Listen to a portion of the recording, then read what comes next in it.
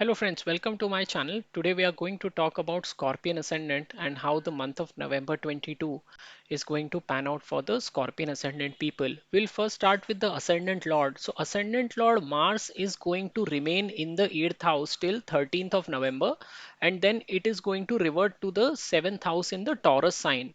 Now in the month of November, there is going to be an exchange between Venus and Mars. So Mars is going to be in the sign of Venus and Venus is going to be in the sign of Mars. And this combination is going to exist for the whole month. Apart from this, Mercury, Sun and Venus are the three planets combining in the 12th house till 11th of November. And then all the three planets will be together again from 17th of November in the first house.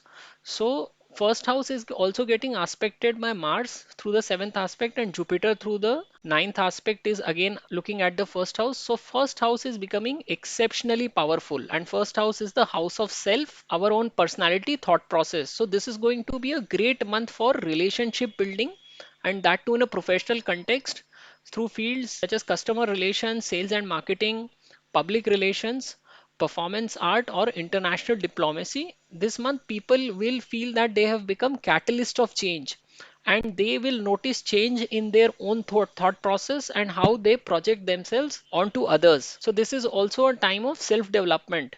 Sun is the 10th house lord and it is going to pass to the ascendant. So people will experience a boost in their ego. And again, since the 10th house lord is moving from the first house, how you project yourself at the workplace will decide how you progress on the work front in this month. Jupiter is going to continue to pass through its own sign in the fifth house, and Jupiter is the lord of second and fifth house. Both the houses are related to wealth. What it means is that you can earn through your family, speech, using your creativity, intellect and education, and even through speculation. Jupiter will continue to pass through the star of Saturn, and both Saturn and Jupiter are going to be in a sextile relationship in November. So, people who are in pursuit of activities that are related to fifth house will see a very positive month. Saturn is the third and the fourth house lord and will be passing through the star of Mars. So people who are in service will have to make a lot of efforts in order to progress at the workplace, and end results will largely depend on the quality of effort that they exhibit in this month.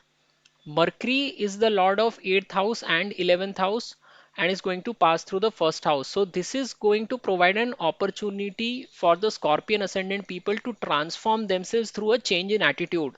See, this month is all about how you decide your fate going forward, because there are so many planets in the first house that it is going to provide you that boost to do things on your own. You are in control now, and if you change your attitude, then a lot of success is going to come your way in this month.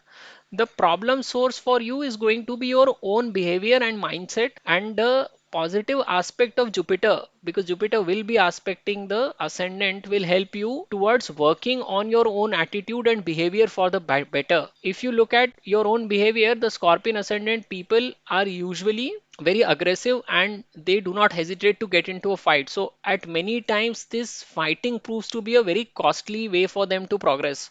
So in this case, if you focus on your own attitude and try to iron out any chinks, then this month will prove to be very beneficial for you. Rahu and Ketu will continue to be in a good position. Rahu in the sixth house would mean that it removes any diseases that you have. So people who are born with Rahu in sixth house in the birth chart, they usually don't fall ill for a very long time. Their health is usually very good for many number of years. And Rahu here dismantles any diseases and it also takes care of your enemies. And Ketu in the 12th house continues to push person to go to a higher dimension in spirituality. So till the time these two planets are in transit in both these houses till November 23, they will continue to give you these results. Of course, if these planets are in your birth chart, then you get these results throughout the lifetime. Now, there are also certain days when a person needs to be very cautious. In this case, Ascendant Lord is itself going to be in the 8th house for the first 12 days of November. So, from 1st to 12th of November, just be very careful about your health. Try to avoid getting into any kind of a conflict.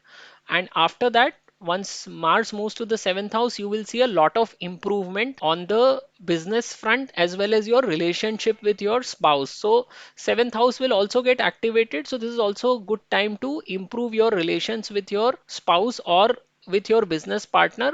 And seventh house also shows your opposition. So people who are in public sphere, they will have to go and approach people. They have to strike a conversation with them. So this will help them to shine in the public sphere. So this is all about self improvement and personality development, and you will see results coming in the month of November. So that's the summary for you for this month. So I would request you to subscribe to my channel, and thank you very much for watching this video. नमस्ते दोस्तों, मैं प्रसाद जोशी अपने channel में आपका स्वागत करता हूं। आज हम जानने का प्रयत्न करेंगे कि वृश्चिक लग्न वालों के लिए नवंबर 2022 का महीना कैसे निकलेगा।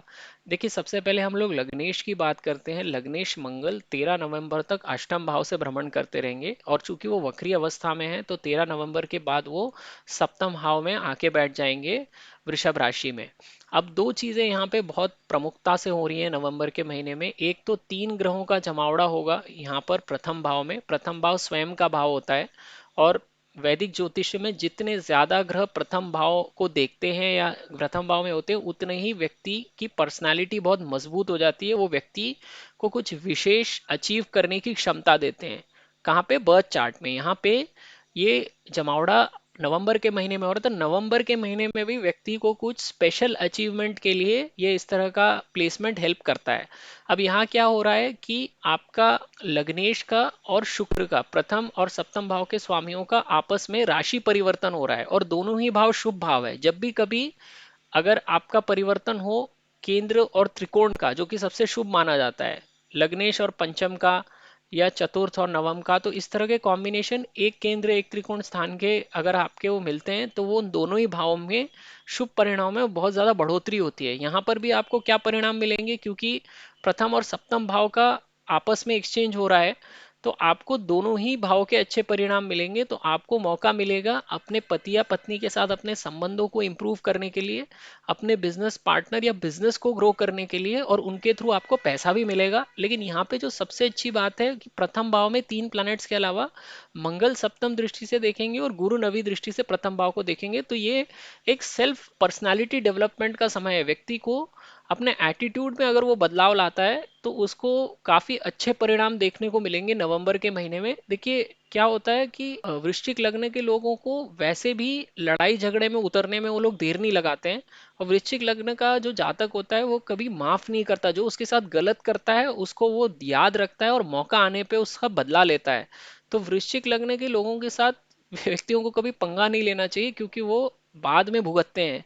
वृश्चिक लग्न के लोग कभी ना भूलते हैं ना माफ करते। तो यहाँ पर अगर व्यक्ति अपना थोड़ा सा एटीट्यूड में परिवर्तन लाए, थोड़ा सा अपना पर्सनालिटी डेवलप करने का प्रयत्न करे, और यहाँ पे उसको प्लानिटरी सपोर्ट भी मिलेगा इस महीने में नवंबर के, तो ये फिर महीना काफी अच्छा निकलेगा। जितने भी लोग, अगर आप प्रोफेशनल फील्ड में देखेंगे तो कस्टमर रिलेशंस की फील्ड में है, सेल्स एंड मार्केटिंग में है, पब्लिक रिलेशंस में है, या जो भी परफॉर्मेंस आर्ट या इंटरनेशनल डिप्लोमेसी में भी आप बहुत लोगों को देखते हैं, उनके लिए महीना बहुत अच्छा निकलेगा। वृश्चिक लगने के लोगों को लगेगा कि वो खुद एक एजेंट ऑफ चेंज हैं, कैटलिस्ट ऑफ चेंज जिसे हम कहते हैं, इस महीने में बनेंगे अपने प्रयत्नों से, और उनको अपने स्वयं की थॉट प्रोसेस में बदलाव आता हुआ दिखेगा। अगर वो थोड़ा प्रयत्न करते हैं, सामने वाले का भी व्यू पॉइंट समझने का प्रयत्न करते हैं, और वो अपने आप को कैसे दूसरों को दिखाते हैं, अगर इन सब चीजों के बारे में वो गहराई से सोचे, तो वो एक जिसे हम ट्रांसफॉर्मेशन का टाइम कहते हैं, वो रहेगा ये नवंबर का महीना।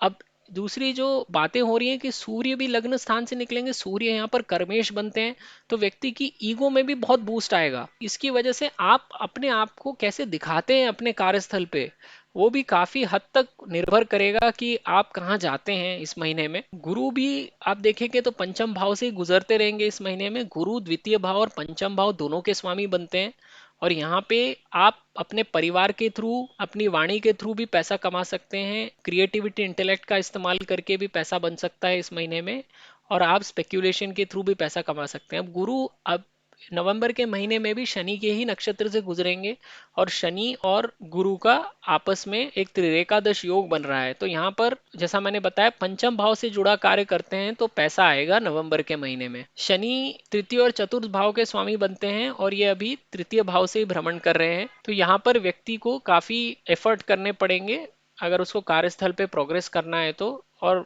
आपके इस तरह के इसमें सारा खेल एफर्ट्स का ही हो जाता है कि आप कितना मेहनत कर सकते हैं, उसके हिसाब से कर्मेश जो होता है शनि वो आपको रिजल्ट देता है। बुध भी 8वें और 11वें भाव के स्वामी बनते हैं, वो भी लग्न स्थान से निकल रहे हैं। तो ये फिर जैसा मैंने आपको पहले बताया कि ये ट्रांसफॉर्मेशन का समय है।